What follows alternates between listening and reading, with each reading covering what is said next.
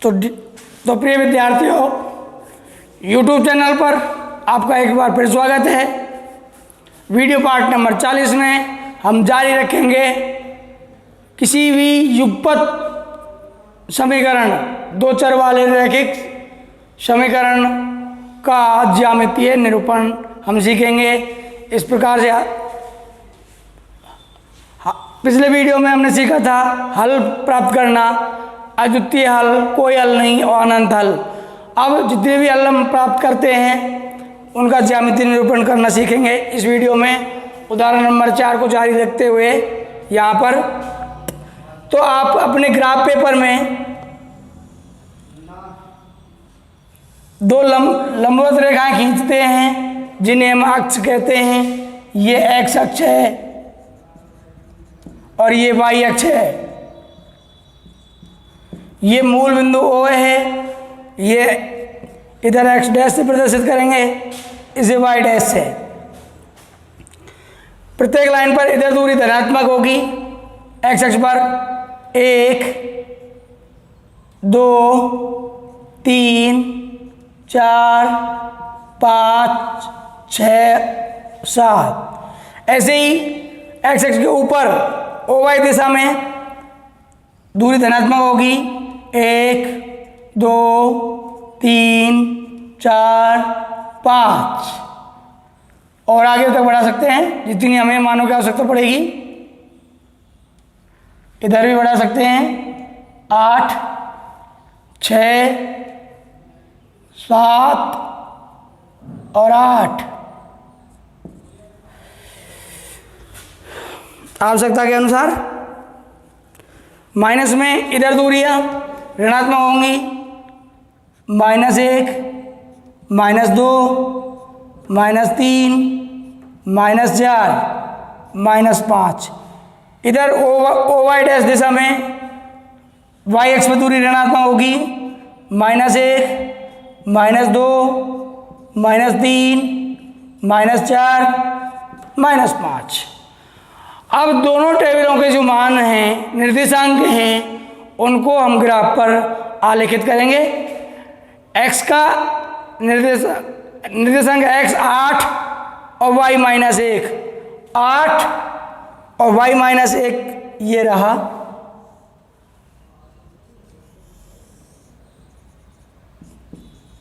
आठ और 1 ऐसे ग्राफ पेपर में आपके लाइन खींची हुई है, लाइन खींचने की जरूरत नहीं है। 5 और 1, एक्स अक्ष में 5 ये रहा और 1 की सीध में यहाँ लिख देंगे 5 और 1। फिर 2 और 3, एक्स अक्ष पर 2 और वाई अक्ष पर 3 प्लस का 3। 2 और 3। अब इनको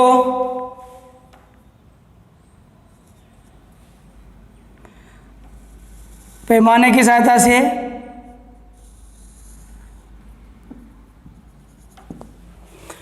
मिला लेंगे। दूसरे में ऐसे ही दूसरी टेबल को भी आलेखित करें। 0 और -2, ये 0 है, मूल बिंदु है जिसके निर्देशांक 0 0 होते हैं। 0 -2 0 -2, 2 और 3 ये है ही, और 4 और 8, 4 और 8।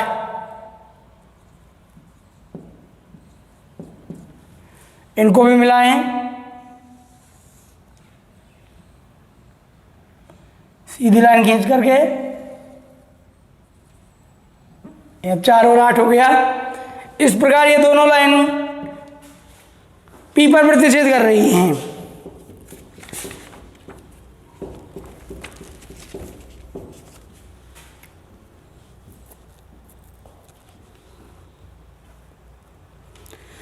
तो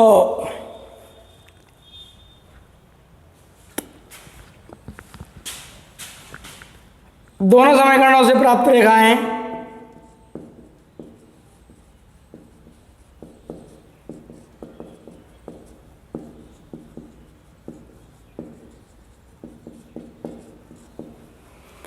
बिंदु P 2 और 3 पर प्रतिच्छेद करती हैं।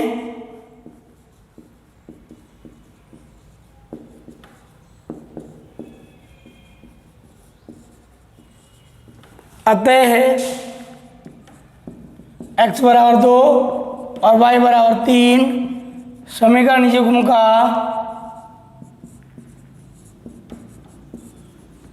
अद्वितीय हल होगा। यह दोनों का एक हल।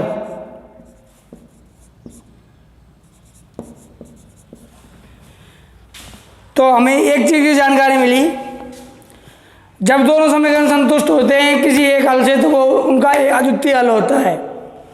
और यदि ग्राफ की रेखाएं, आलेख पर प्राप्त रेखाएं किसी एक बिंदु पर प्रतिच्छेद करती हैं तो उस कंडीशन में भी अद्वितीय हल प्राप्त होता है।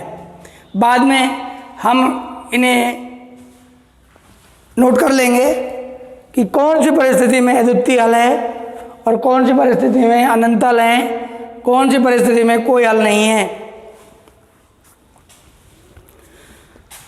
एग्जाम्पल लेते हैं 5वां।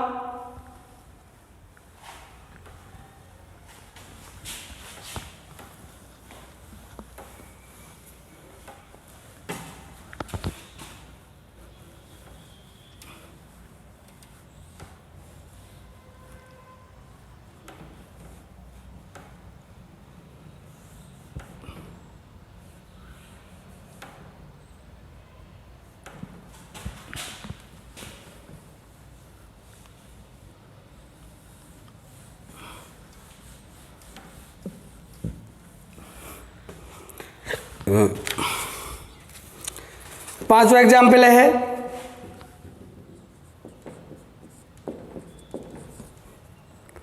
2x + 4y = 10 और 3x + 6y = 12। अब समीकरण 1 को देखें। समीकरण 1 से 2x + 4y = 10 पक्षांतरण करें।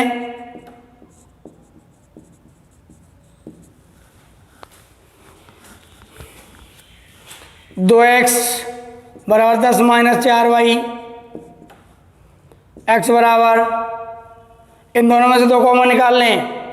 10 और 4y में 2 कॉमन क्यों निकाला जा रहा है कि यहाँ भी 2 कॉमन है, 2 से विभाजित करनी है संख्याएं। 10 - 10, 2 कॉमन निकालने पर यहाँ होगा 5 - 2y बटे 2, 2 से 2 विभाजित हो गया, x बराबर आ गया 5 - 2y। अब मान जब हम बारी बारी से रखेंगे x और y के, यानी y के रखेंगे और x के प्राप्त कर लेंगे, तो एक टेबल बना लेते हैं, सारणी से प्राप्त सारणी।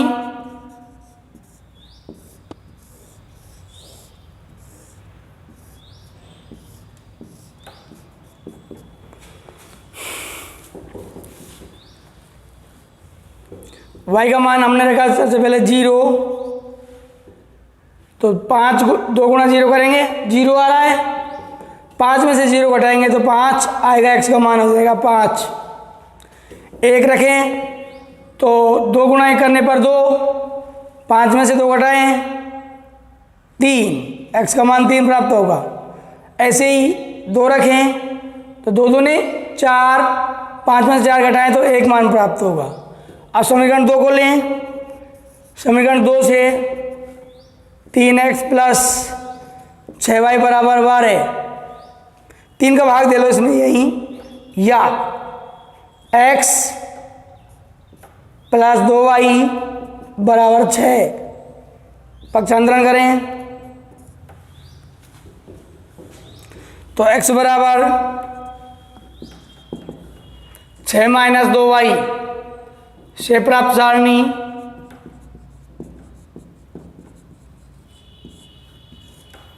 इसकी सारणी बनाएं।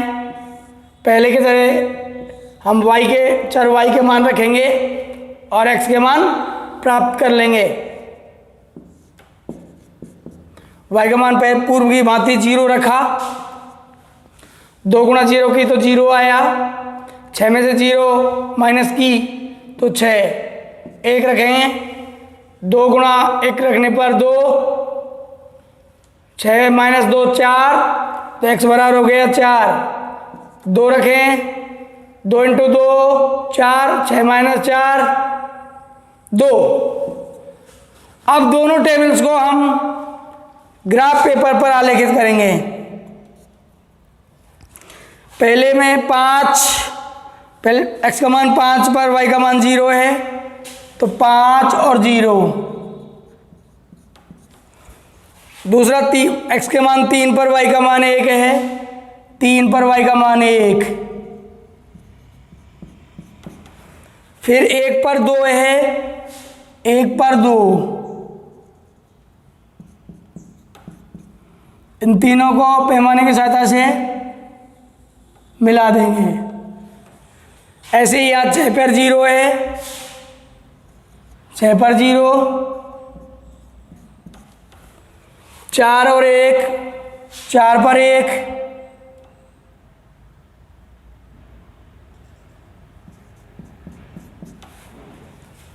2 पर 2, 2 पर 2। इनको भी पैमाने की सहायता से मिला देंगे। इस प्रकार दोनों समीकरणों से प्राप्त रेखाएं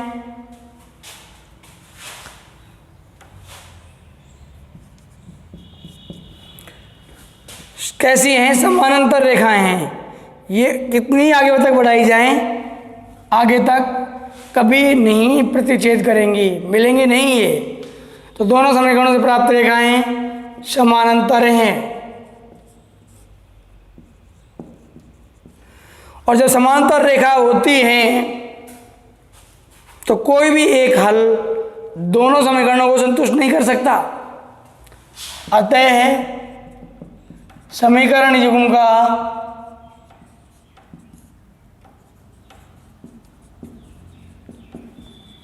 कोई भी हल विद्यमान नहीं है।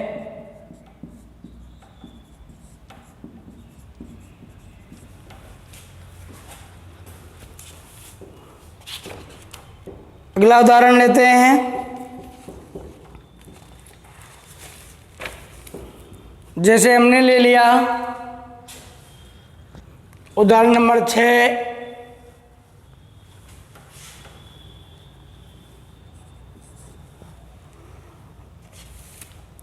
चार एक्स प्लस 6y बराबर 18 और दूसरा समीकरण है 2x प्लस 3y बराबर 9। अब समीकरण एक को हल करते हैं। समीकरण 1 से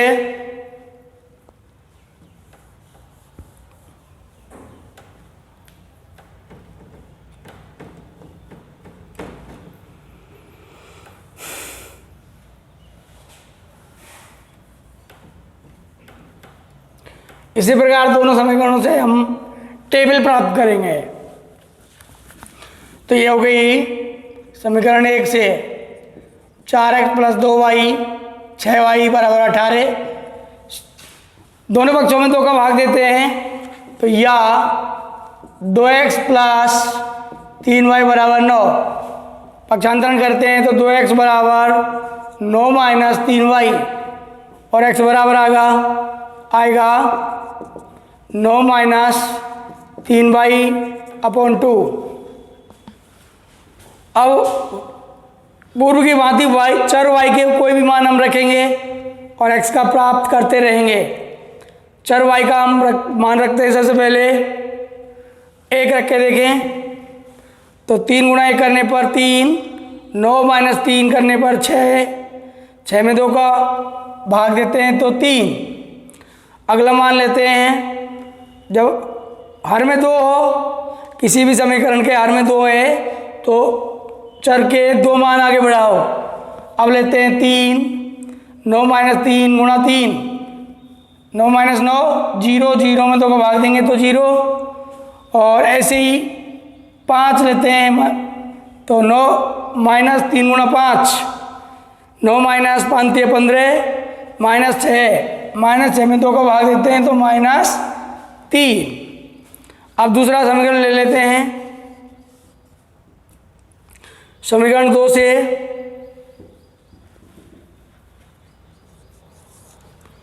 दो एक्स प्लस 3y बराबर 9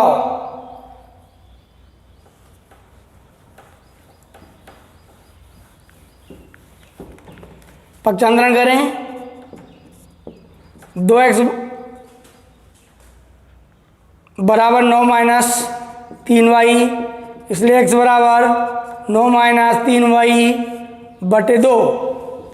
ध्यान देने योग्य तथ्य ये है कि समीकरण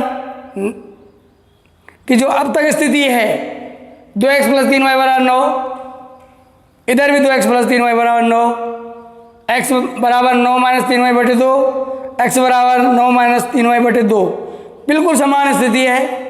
तो टेबल के मान भी बिल्कुल समान आएंगे।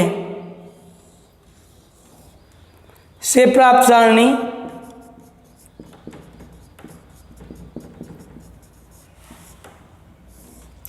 बिल्कुल से, जब समीकरण समान हैं तो उनके मान भी समान होंगे। इस प्रकार से 1 3 0 3 माइनस 3 और 5 दोनों टेबलों में आ जाएंगे।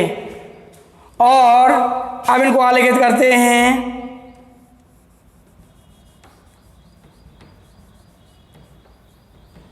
इनको आलेखित करते हैं 3 और 1, 3 और 1, 0 और 3, 0 और 3, माइनस 3 और 5, माइनस 3 और 5,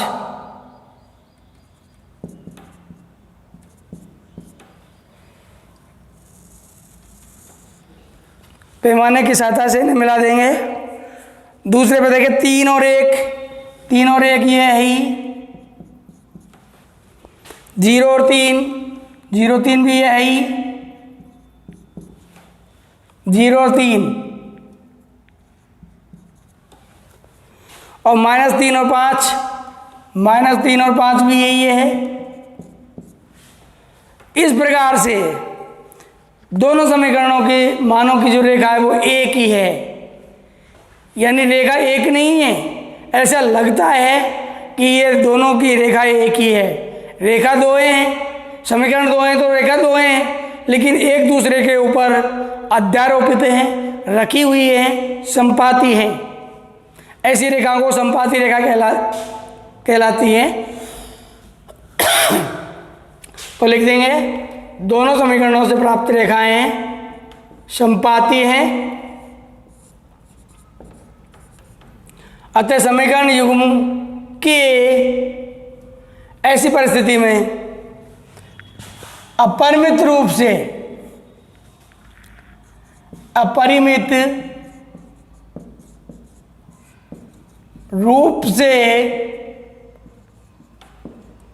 अनंत या अनेक हल विद्यमान है।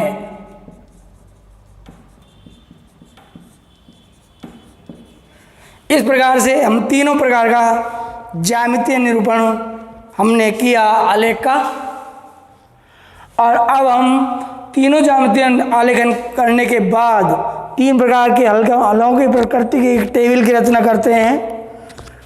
और ऐसी परिस्थिति कब निकल के आती है?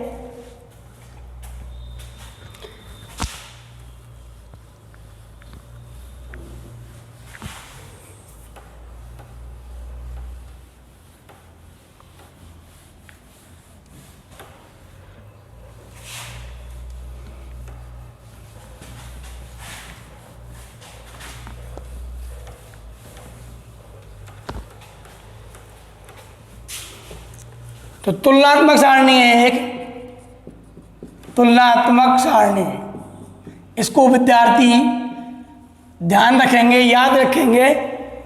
ये इनका अब तक का पढ़ा हुआ सारांश है। इसमें तुलनात्मक सारणी इसको कैसे बनाएंगे? सबसे पहले हम इसमें क्रम संख्या डालेंगे, क्रम संख्या।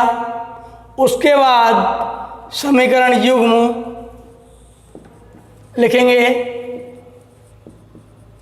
उसके बाद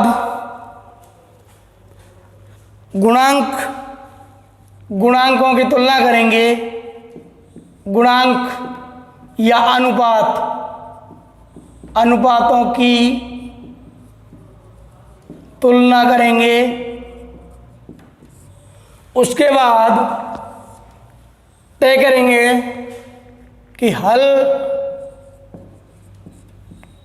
का प्रकार या प्रकृति। उसके बाद युग्म का प्रकार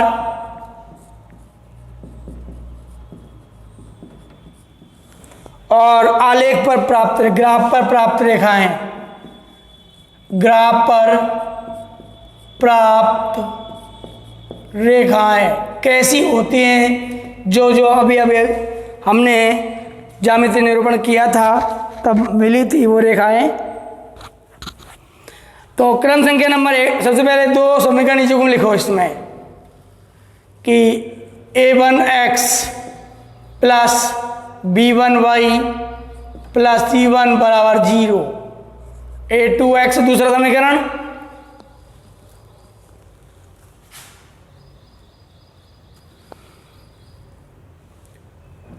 प्लस b2y प्लस c2 बराबर 0। सभी में लिखना होता है ये। क्रम संख्या नंबर 1, 2 पर भी ऐसे लिख लेंगे और 3 पर भी ऐसे लिख लेंगे दोनों समीकरणों को। अब गुणांकों की तुलना करते हैं कि a1 और a2 में यदि a1 बटे a2 पहले समीकरण का पहला गुणांक और दूसरे समीकरण का पहला गुणांक की तुलना करते हैं और दूसरे गुणांकों की तुलना करते हैं, यदि a1 बटे a2 बराबर नहीं हो b1 बटे b2 के,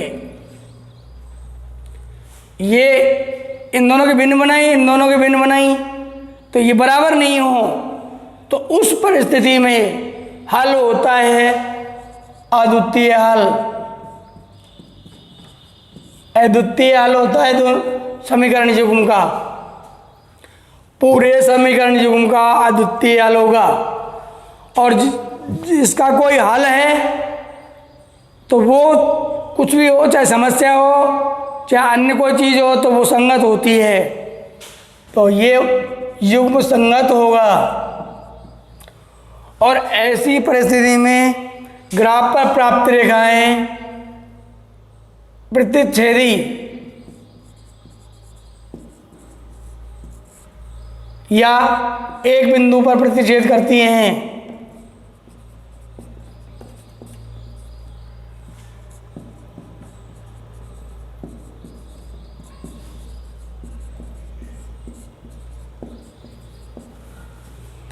दूसरी स्थिति में समीकरण युग्म यही है और फिर गुणांकों की तुलना की तो a1 बटे a2 यदि बराबर आता है b1 बटे b2 के और ये भी बराबर आता है c1 बटे c2 के, तो समीकरण युग्म के अनंत रूप से, अपरिमित रूप से,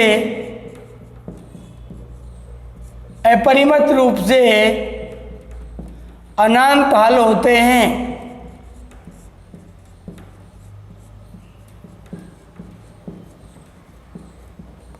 और युग्म जब हल हैं, चाहे वो एक है चाहे अनंत है, युग्म संगत होगा, लेकिन एक से अधिक हल हैं तो वो आश्रित प्रकार का होगा, आश्रित। और ग्राफ पर प्राप्त रेखाएं संपाती होंगी।